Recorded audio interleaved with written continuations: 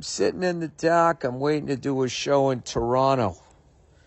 I am at the, whatever the fuck they call this place, the Scotia. Nice to know you. Scotia Center, fucking Bell Pack, fucking Tweeter, fucking Target Center, Maple Leafs building. It's my second night here, and a friend of my drum teacher came in with some Blue Vista lights, early 70s. The event center was fucking empty, and I came in, and I got to tell you something, man. Oh, fucking Billy Bonhamfoot is hanging around. Oh, Billy Triplets. Oh, fucking William Twinkletoes. The muscle memory was still there. I mean, it sounds like shit. It sounds like, you know, a stand-up comedian who's also a dad who doesn't have time or any musical ability is playing them. Or the ability to say ability. Do you ever get fucking stuck on that word? Ability. Which is weird. Because the middle of that word is my name. You'd think I could say it. Anyway, so I sat down for like an hour. And I just smashed the shit out of them. They sounded great. Thank you to Josh, Dave Elich's friend up here, who brought in his own kit. Not only did he bring the kit in, he had a friend of his on the bass drum head, the front bass drum there, had him put a BB on there, well, instead of BR like Buddy Rich, which was cool. So I went up there and just fucking bashed for like an hour. It was so much goddamn fun. Because usually I just sort of do, you know, one show and then leave. But this is, you know, an incredible turnout here in Toronto. So thank you to everybody. And you know what I like about the Maple Leafs? You know, they leave their banners up. So you get a really cool sense of where you're at. You know, you play the one in Montreal, they take away their fucking, all their banners because they're so fucking stuck up, right? Like, oh, unless the Bleu Blanc et Rouge, you know, et ici, maintenant, ce soir, they're not going to fucking put them up there, right? Which I don't understand. Like, I don't know why they would do that. It's like, well, part of the history of being in that building is seeing all of those fucking banners, and for whatever reason, they take them down. Unless you buy a ticket for the Bleu Blanc et Rouge, il n'y a pas de banners on the rafters. Whatever the fuck they're doing. Sorry, that made me fucking, my hacky French-Canadian bullshit just made me fucking cough. But anyway, this is like my third trip to Canada this year. And I'm going to tell you something right now. How would I say? I would say, j'aime bien, I don't know, le Canada. I quite like Canada. J'aime bien Canada. Le Canada. Oh, Canada. I'm having a great time. Right? Fucking Vancouver's great. Calgary is literally Massachusetts with it's more like if Texas was Massachusetts and it was in Canada.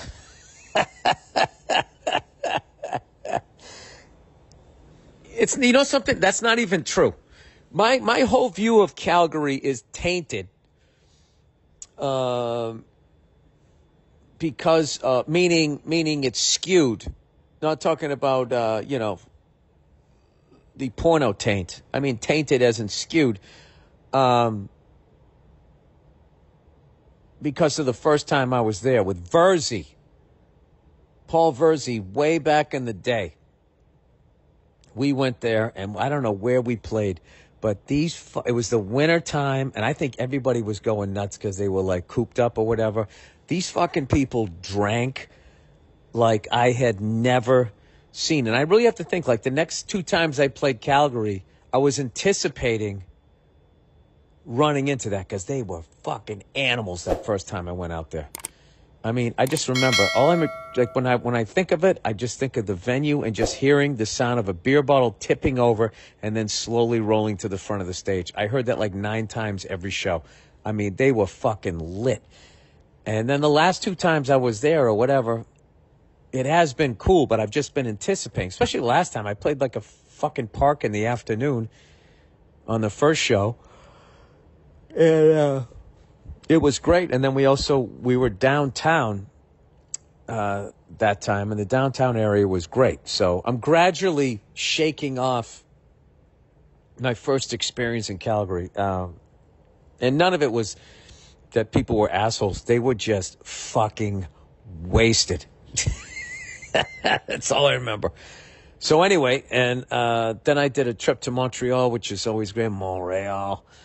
And then I went to, now I'm in Toronto, and I'm having a great fucking time. I found a great place to get an espresso. I told you my road breakfast, I have a double espresso and then an orange after I go to the gym. And it starts the day off right.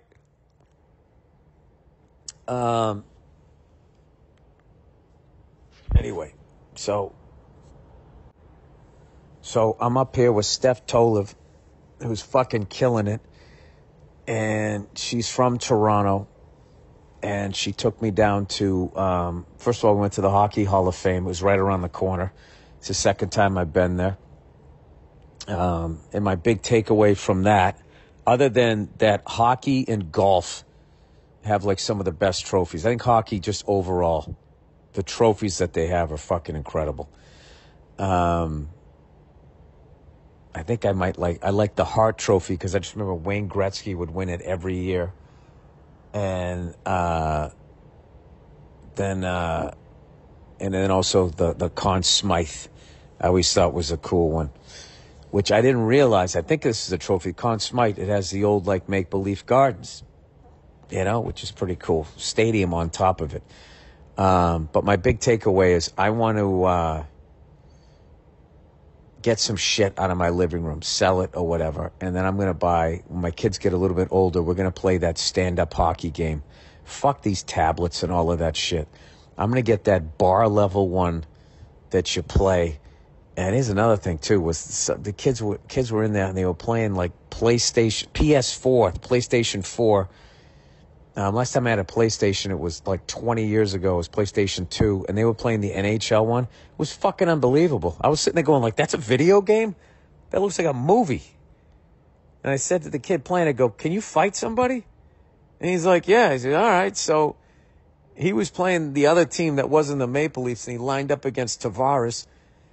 And I guess, I don't know, the computer wasn't trying. He just kept fucking uppercutting the guy. And I was just like, dude, you're going to have to pay for that later on in this game. You can't go after a goal scorer on a face-off. He hasn't fucking done anything or whatever. I had a good time watching them play. But I want to get one of those, that stand-up game. I want to get rid of, like, it's funny. It's the area of the living room where I was going to have a bar back in the day when I was a big booze hound. I was going to buy an Art Deco, like, bar. I don't know. I was into booze, right? I was going to have some Humphrey Bogart level fucking bar over in the corner. And then I'm like, what am I doing? You got kids. It's over. It's not your time anymore. All right? Just be your age. Don't go out and get a Brazilian butt lift or whatever the fuck these people my age are doing now. HGHing, and taking before and after pictures in their fucking 50s. What a bunch of fucking creeps. Dude, my generation really turned out to be a bunch of fucking creeps. Have you ever seen anybody age worse than fucking baby boomers and Generation X with all of this fucking shit they're doing? Jesus Christ. Be a fucking man. All right? There's nothing wrong with looking like an old sea captain. These fucking assholes. And you know something? Let me tell you what. They're all a bunch of fucking cheaters. All of these fucking assholes using all these fucking injections and all of that shit. Dialing back whatever the fuck they're dialing back. You still look old as shit. Walking around looking like an old gorilla. Anyway.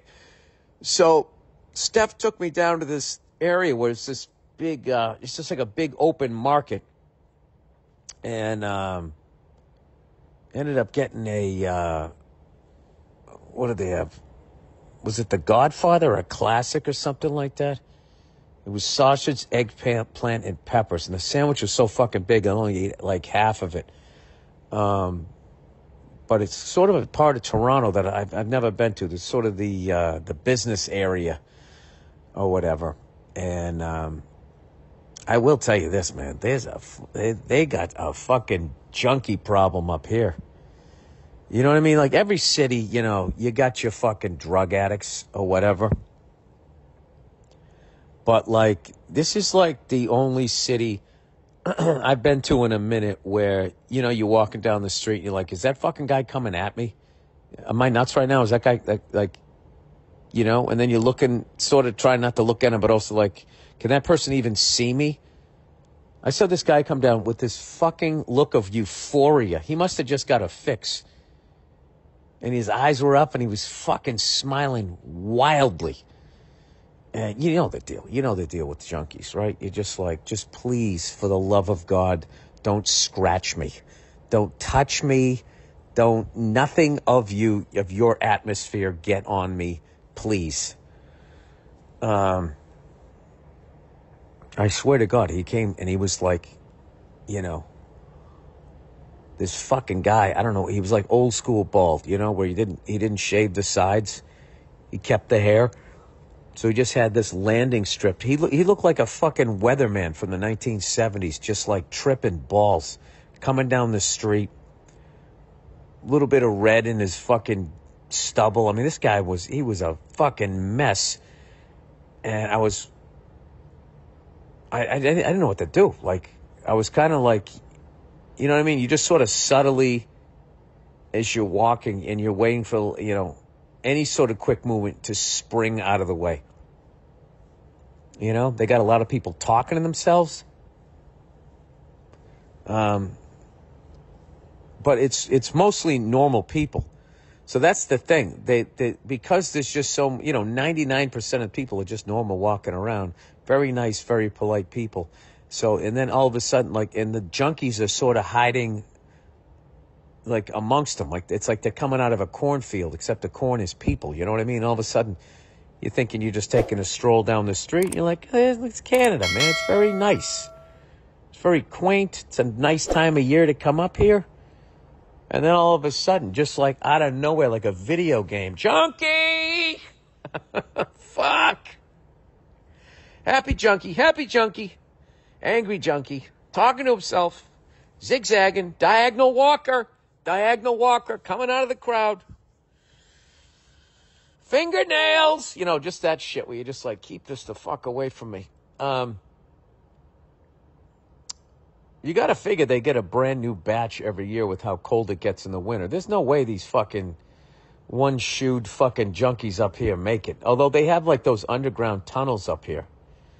And I think they go underground, which is scarier because then you're kind of like in these hallways where, you know, I always felt like, you know, if you're above ground, you know, worst case scenario, you can kind of lead the junkie into traffic and you can let, you know, a hatchback do your dirty work for you. And that way you don't have to like touch them, you know. What do you feel like, what crazy street person, like the way to go, it's definitely a front kick. You know what I mean? If any part of you is going to touch them, you want it to be the bottom of your shoe. And I know this sounds like fucking heartless or whatever, but, you know, like what are you supposed to do? Like nobody, for some reason, there's no money to help out these people, which is really fucking stupid. The same way they don't help out veterans, the same way they don't help out with anybody with any sort of fucking mental issues. Yeah, I don't know. Been reading all this conspiracy theory too about how, you know, with water and food and how eventually, you know, for whatever reason, they're shutting down farms, you know, to just cause a scarcity in food. And it's just like, what in the fuck are these people doing? And why do all regular people put up with it? I actually had like a fantasy of all of those sociopaths that sit around and think about doing shit like that, that like some group of people just comes in and just whacks them all. I mean, the entire family. like they did in Russia, and then they find the bones fucking 100 years later, because you can't leave anybody alive in the family tree or else they come back for their vengeance, like in all those old westerns and karate movies. Sorry,